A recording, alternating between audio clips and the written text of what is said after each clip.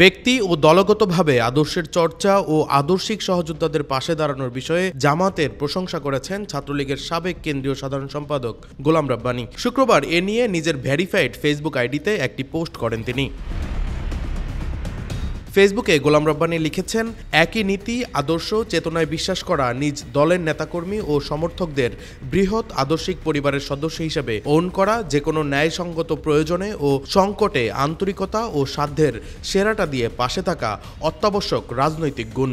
আপনি স্বীকার করুন বা নাই করুন, আদর্শিক সহযোদ্ধাদের পাশে দাঁড়ানোর দলগত ও ব্যক্তিগত চর্চায় আওয়ামী লীগ, বিএনপি কিংবা অন্যান্য রাজনৈতিক দলের চেয়ে জামাত ও তাদের নেতাকর্মীরা ঢের এগিয়ে। বহু চড়াই উতরাই প্রতিকূলতার মাঝেও যা তাদের টিকে থাকার অন্যতম সহায়ক শক্তি, কার্যকর টনিক। তিনি আরও লিখেছেন, দলীয় ও ব্যক্তিগত ফান্ডে নেতাকর্মীদের শিক্ষা তথা বিশ্ববিদ্যালয়ে মেডিকেল কোচিং ও দেশে বিদেশে উচ্চশিক্ষা গ্রহণের সহায়তা, নিজস্ব প্রতিষ্ঠানে কর্মসংস্থানে একচ্ছত্র অগ্রাধিকার, হতাহত ও অসুস্থ নেতাকর্মীদের চিকিৎসা ও আইনগত সহায়তা, পরিবার সহ আর্থিক নিরাপত্তা দায়িত্ব নেওয়া সহ এমন বহু প্রাসঙ্গিক কারণে আমাদের নেতাকর্মীরা সেখানে নিদারুণ কষ্ট ও হতাশায় ভোগে। তাদের নেতাকর্মীরা সেথা দলীয় সহায়তায় দারুণ মানসিকতায় জোর পায়। ৭১-এর ভূমিকা সহ বহুবিধ বিতর্ক সমালোচনা থাকলেও তাদের আদর্শে বিশ্বাসীদের দায়িত্ব নেয়ার আপ্রাণ প্রচেষ্টার জন্যে তারা অনুকরণীয় প্রশংসার দাবিদার।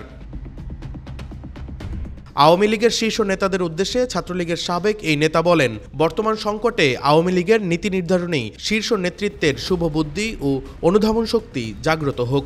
দ্রুততম সময়ে দলীয় ফান্ড গঠন ও সচ্ছল নেতাদের দক্ষিণ হস্ত প্রসারের মাধ্যমে ক্রাইসিস ম্যানেজমেন্ট ও অসহায় তৃণমূল নেতাকর্মীদের নৈতিক প্রয়োজন ও বিপদে সার্বিক সহায়তা প্রদানের আনন্দ সুন্দর কালচারটা শুরু হোক। এটা আওয়ামী লীগ ও সব সহযোগী সংগঠনের তৃণমূলের প্রতিটি নেতাকর্মীদের অন্তরে লালিত একান্ত চাওয়া ও নিদারুণ প্রত্যাশা।